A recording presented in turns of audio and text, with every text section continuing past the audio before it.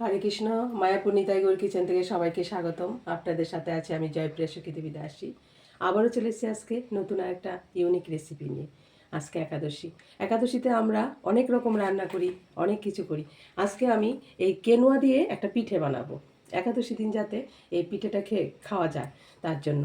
তাহলে চলুন দেখে নিই কীভাবে পিঠেটা বানানো যায়।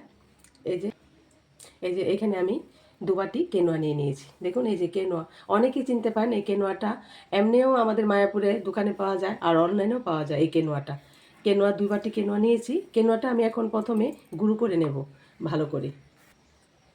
এই যে দেখুন কেনোয়াটা আমি গুঁড়ো করে নিয়েছি, একদম ফাইন গুঁড়ো, সুন্দরভাবে গুঁড়ো করে নিয়েছি। এই কেনোয়াটা দিয়ে আমি ভাপা পিঠা বানাবো। আমরা চালের গুঁড়ো দিয়ে বানিয়ে থাকি সেই পিঠেটা। এটা যাতে একাদশী দিন করে ভগবানকে ভোগ লাগিয়ে আমাদের বাচ্চাদের ছোট্ট ছোট্ট সোনামণিদের একটু খাওয়াতে পারি, তার জন্য আমি এরকমভাবে একটা ভাপা পিঠা বানিয়ে দেখাবো। প্রথমে আমি এটা একটু লবণ আর জল দিয়ে মেখে নেব। যেহেতু আজকে একাদশী আমি সন্দক লবণ ব্যবহার করছি। এই যে এখানে আমি স্বাদ মতো লবণ দিয়ে দিচ্ছি। ভালো করে লবণ দিয়ে গুঁড়োটাকে ভালোভাবে মিশিয়ে নিচ্ছি। তারপর আমি এখানে জল দিয়ে অল্প অল্প জল দিয়ে মেখে নিচ্ছি। এটা একদম মানে বেশি জলও দেওয়া যাবে না, অল্প অল্প জল ছিটিয়ে জাস্ট একটু হালকা হালকা ভিজে ভিজে থাকবে, এরকমভাবে ভালোভাবে মিশিয়ে নিতে হবে। আর হাত দিয়ে অনেকক্ষণ ধরে এটাকে মেখে নিতে হবে। দেখুন এই যে মাখাটা এত ভিজাও না আবার এত শুকনো না। এই যে এরকমভাবে আস্তে আস্তে, একবারে জল ঢাললে হবে না, অল্প অল্প করে জল দিতে হবে। এই যে আমি অল্প অল্প জল দিয়ে দিচ্ছি আর মেখে নিচ্ছি। এটা শুকনো শুকনো করে মেখে নিতে হবে।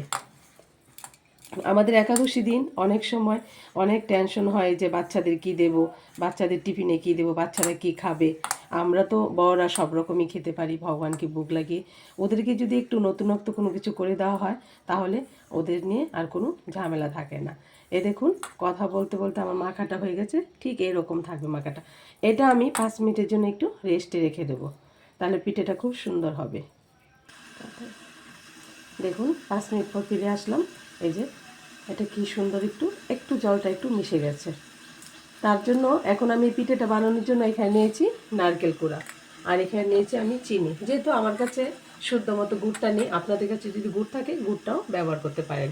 আমি চিনি দিয়ে পিঠেটা বানাচ্ছি। আর এখানে আমি দুটো বাটি নিয়ে নিচ্ছি। এখানে আমি ছোট ছোট যার যেরকম সাইজ করা দরকার, মানে বড় ছোট আপনাদের পছন্দ মতো করে নিতে পারেন।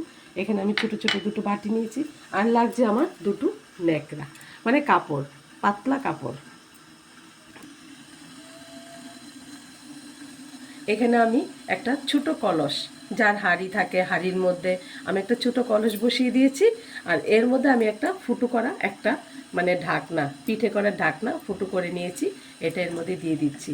আর এটা জলটাকে ভালোভাবে ফুটিয়ে নিতে হবে, যখন পর্যন্ত আমাদের ভাপ না বেরোবে ততক্ষণ পর্যন্ত পিঠেটা দিলে হবে না। এই দেখুন ভাপটা বেরিয়ে যাচ্ছে, তার মানে জলটা ফুটে গেছে। জলটা আমি আগে থেকেই বসিয়ে রেখেছি। এখন আমি এই সরাটা দিয়ে দিচ্ছি। এখন আমি এটা ভরে নিচ্ছি। এই যে বাটির মধ্যে প্রথমে আমি একটু কেনোয়া গুঁড়ো দিয়ে দিলাম, আর এখানে নারকেল নিয়ে নিলাম। নারকেলটা একটু বেশি করে দিচ্ছি, কারণ পিঠেটা একটু নারকেলটা বেশি দিলে না খেতেও খুব ভালো লাগে। আর চিনি দিয়ে দিচ্ছি, চিনিটাও বেশি করে দিয়ে দিচ্ছি, পুরো না পিঠেটা যাতে ভরা থাকে। আর এর উপরে আমি আবারও কেনোয়া গুঁড়ো দিয়ে দিচ্ছি।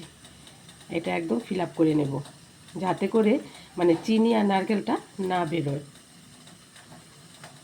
আর হালকা হাতে, বেশি চাপা যাবে না, একদম হালকা হাতে এরকমভাবে।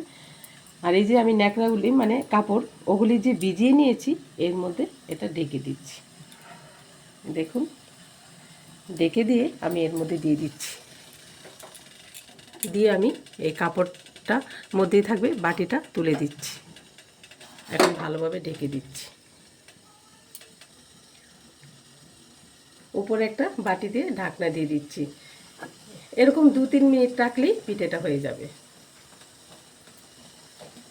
এই যে এবার আমি পিঠেটা নামিয়ে নিচ্ছি, হয়ে গেছে। ঢাকনাটা তুলে দিচ্ছি। আর এটা গরম তো, এভাবে হাত দিয়ে না তুলতে পারলে আরেকটা কাপড় নিয়ে এরকমভাবে তুলে নিতে হবে।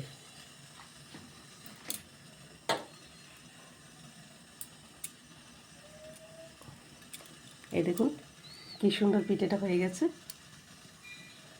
এখন আমি নামিয়ে দিচ্ছি।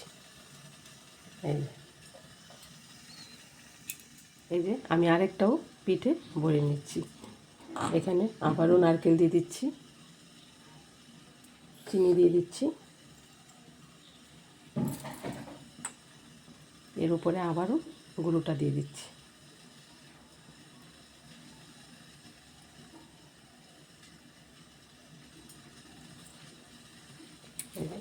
একটা কাপড় দিয়ে ঢেকে পিঠেটা দিয়ে দিচ্ছি।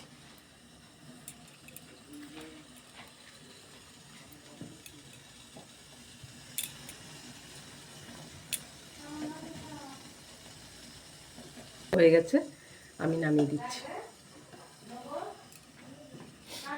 এটা কাপড়টা দিয়ে ধরা মানে তাপটা লাগে না, গরম তাপটা হাতে লাগে তো, তার জন্য। এই দেখুন কি সুন্দর হয়ে গেছে পিঠেটা, আমি নামিয়ে দিচ্ছি। দেখুন আরেকটা পিঠে হয়ে গেছে, নামিয়ে দিচ্ছি।